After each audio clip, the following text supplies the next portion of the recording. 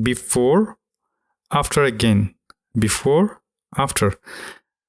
Hey guys, and welcome to my channel. Today in this video, I'm going to show you how to use Canon Digital Photo Professional 4 or Canon Dpp 4. So I'm going to edit this photo in this software, and then I'm going to finish it off in Affinity Photo. Objective is essentially similar to Adobe Lightroom and Adobe Photoshop workflow. So it's pretty much the same. I'm going to do as much as I can in this software and then try to figure out and do my sharpness and extra stuff in Affinity Photo. So without any further ado, let's jump into the tutorial, because this is going to be a little long because I've got a lot of explanation to do.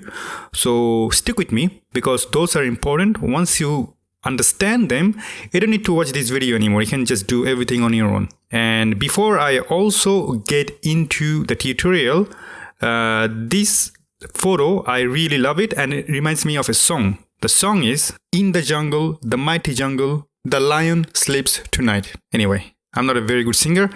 So if you're not used to the Canon Dpp, this is how the interface looks like. And on the left hand side, you basically can navigate to different folders and get into your folder to get all the photos necessary to edit. Now, I'm not going to get into the details because I made another video. I highly recommend you to go and take a look.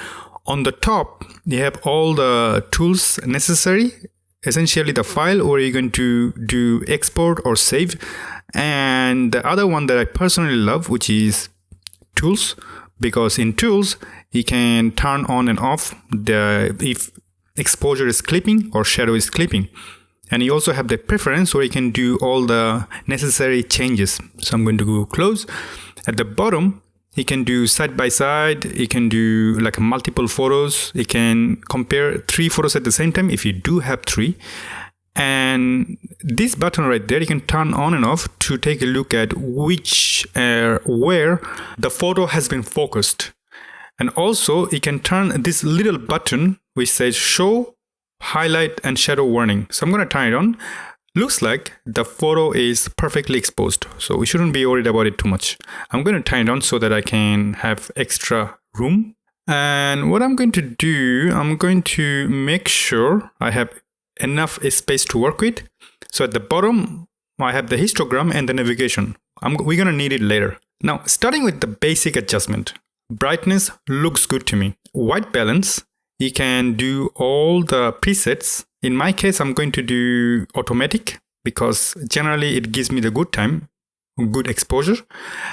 But this photo looks a little too blue to me. So what I'm going to do, because it's a lion and I really like the yellow punchy color of the lion, so I'm going to make it a little bit warmer. So in order to do that, I'm going to click color temperature and try to get into 5500 should be fine. But it also has a little bit of green tone. I'm assuming that the lion is sitting around a tree or many trees. Even in the background, you can see it. So that means that it has green reflection. We're going to combat that later. But I'm going to turn on the auto light optimizer, my personal favorite. It boosts a little bit more exposure. Then the picture profile. I'm going to stick with faithful. The reason why faithful, because it's actually supposed to give you the most true and accurate color in your Canon file. After that, I'm going to play with the gamma adjustment. So let's see what I can do with it. I'm going to add some black. There you go. Now it looks good. I'm going to reduce some highlight, boost the brightness. Now it looks really nice and punchy. Generally, I tend to avoid all this advanced slider, like contrast, shadow, highlight, but color tone. This is where we're going to combat this slight greenish tone. I think I have it. You cannot see it, but I can see it in the histogram. Although the highlight says that it's too much on the red zone. But that's fine. So I'm going to go at the bottom. So it looks too red to me. So I'm going to maybe stop at -1. That's fine.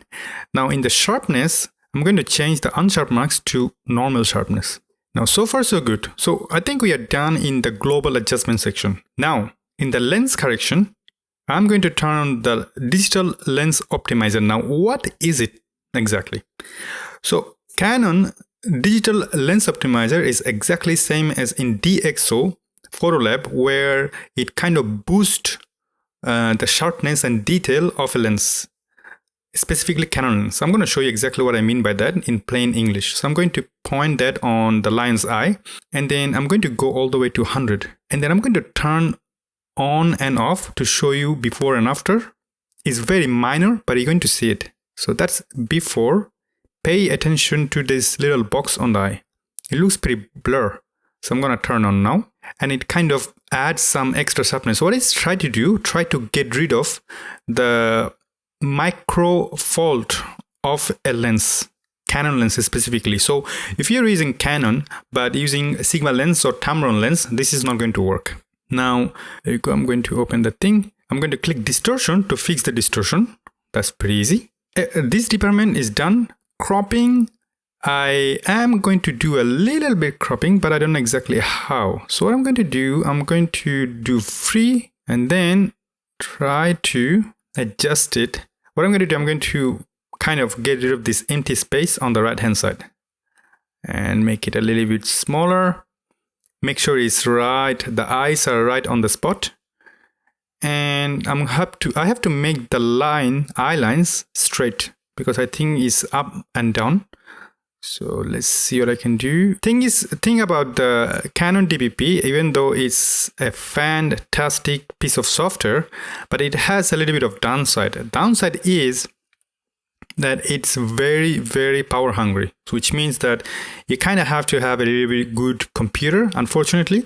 But if you have it, you got yourself a really nice and awesome software. Now we are done. The eye looks straight enough to me. In the red zone, I'm going to work on the color adjustment. So in the orange, I'm going to boost the shadow a little bit. There you go. It looks nice. But the lightness, I'm going to reduce the light. And then everything else looks fine to me, to be honest with you. In the curve, this is my personal favorite. So in the curve, generally, I'm going to change the curve to... First, we're going to go to the red channel. In the red channel, I'm going to boost the red on the highlight, but reduce the red in the shadow. And then I'm going to go to the green, and I'm going to go to the shadow and reduce the green from the highlight area. And in the shadow, I'm going to boost it as much as I can. Let's see what can it give me. And in the midtone, I'm going to lower the red. So I'm trying to emulate a really nice film look. Now, in the blue, I'm going to boost the blue on the shadow area, highlight area, and get rid of blue from the shadow area. Now it has really nice film look. I like it a lot. So what I'm going to do, I'm going to go to the global adjustment and try to reduce some highlight. And I'll go back to that tool, which is adjust a specific area, which is basically the local adjustment. Now, here's the thing. I'm not going to do local adjustment here. I'm going to do local adjustment in Affinity Photo only because I find the Canon's local adjustment, it's not good enough to me. I don't know. There is something about it that I don't really like. So I'm going to do that in Affinity Photo. So I'm going to go to the noise reduction and sharpness. So noise reduction, I'm going to leave it at detail. I'll check the reduce color more. And then once I'm done, I'm happy with the edit. I am going to click export. So in order to do export, look, if you have Photoshop, you can go to the tool. Yep, I think it is in the tool. Yep, there you go. You should have transfer to Photoshop. But if you have Affinity Photo, that's useless. So in that case, you go to File and then Convert and Save. Change to 16-bit TIFF and click Save. And it will take some time. And once it's done, we're going to head on to Affinity Photo and do our other adjustment. Right, our export is done, so I'm going to click Exit. Once it's done, I'm going to close Canon Dpp because we are done here. Now we have our Affinity Photo open. So I'm going to go to the File, then click open, go to the folder where I have my exported image, then I'll click lion, and boom, ladies and gentlemen, we are in the game now.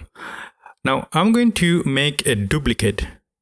Once I'm done with the duplicate, this is the first thing I'm going to do. I'm going to zoom in as much as I can. And in any kind of portrait or headshot of an animal or human, you have one super important thing to do. The eye. You always have to make sure the eye is lit. So I'm going to make the eye more bright. So I'm going to go to the level and bump the white as much as I can until I see the eyes look brighter to me. Go. Now you're wondering that if I zoom out, the lion looks pretty out of control, overexposed. So we don't want that, right? So I'm gonna add some brightness to gamma. I'm going to do control I. So by doing so, I'm inverting the layer. What's happening is that now I'm going to go to this color, select brush tool, zoom in as much as I can, basically to the eye, and brush it. Make sure the opacity is as low as possible. In my preference, I like to stay in between 15 to 20. Flow should be also low. My suggestion, around 15 to 20 as well. And now let's brush it slowly, very, very slowly. Now make sure it's selected white. That's super important, otherwise it won't work. So I'm going to brush it until the eye looks bright enough to me. Now I'm going to show you something before and after. So that's before, now after, before, after, before, after. So it's quite nice and bright. Now I'm going to go to the left eye and do exactly the same. Now what I'm going to do, I'm going to zoom out a little bit and look at that. The eye looks so much better. Let me show you something. Now the lion looks powerful enough to me. So that's before, after, before, after. How incredible is it? I'm going to zoom in quite a bit and show you again, before and after. Now that alone made a huge change to me. Now we are not done here. There is another thing that I would like to do, the background. Because the background I like usually very personal and close up, which means I like to have the background as dark as possible without getting rid of the body of the lion. So how I'm going to do that? So I'm going to go back to the adjustment layer again and turn on curves. And in this case, I'm going to go as low as possible until the background gets really dark. Now again, it's affecting the whole photo, right? So first thing, I'm going to go to the blend mode and change the blend mode to luminosity. That's very important. So I'm going to show you before and after. So luminosity, it looks like that. But if you go to the normal, that's how it looks like. Pretty red, where the luminosity doesn't look that way. Why that's happening? By changing the luminosity, by changing the blend mode to luminosity, you are basically affecting the whole effect on the light, not on the color. Now again, I'm going to do Control I, and it became inverted. And I have my brush tool selected. I'll make my brush a little bit bigger. And now I have another trick. So I'm going to go to that little tool and make sure it's only covering all the way down. Now why I'm doing it? That means I'm protecting all the bright area, and this will be affected only on the dark area. So let me show you something right now. For example, I'm going to go make the opacity all the way to 100, the flow all the way to 100, right? Now I'm going to do an effect. I'm going to do a little brush. Right. Now, if I pull it up, you can see that it's affecting the whole face of the lion. But if I pull it down, the lion's face somehow protected, but the dark area remains the same.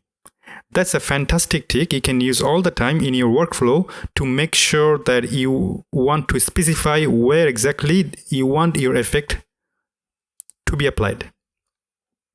So I'm going to leave it on. What I'm going to do, I'm going to press Ctrl J. Now I'll go back to my little tool, make sure that it's selected. I will go to opacity, make sure the opacity is again as low as possible. Flow as well as low as possible. And now I'm going to keep brushing. Even though I know now that it's not going to affect the bright area, but I have to be careful anyway. Now I'm going to do that on there as well. I'm going to keep brushing, keep brushing, keep brushing. I'm going to zoom in as much as I can to make sure that I have enough space to work with. I'm going to do the same thing on the right hand side. See how far I can go. I don't need to go too crazy, right? Just a minor change should be good enough to make the lion stand out. Now once I'm done, let's see how it looks like. I'm going to show you before and after. So that's our before, after, before, after. Pretty amazing, isn't it? Yeah, I know there's a little bit on the lion's feather, but that's totally fine. It's not really like extremely bad. Now, what has got to left?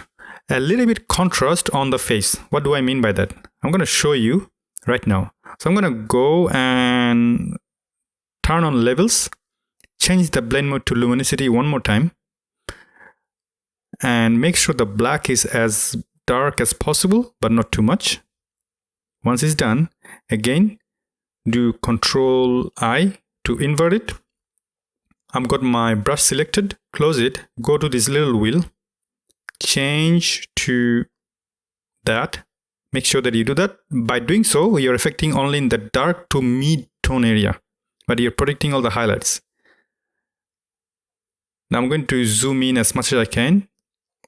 And now I'm going to brush all the darkest part of the lion. So I'm going to make the brush as small as possible. So let's keep brushing. There you go. Here as well. There you go. I'm going to brush there too. Make the brush a little bit smaller as well. You see, I'm making all the dark even darker so that the bright part stands out. The lion's face as well. Now here, this is the important part for me, I think. So I'm going to make it even more strong.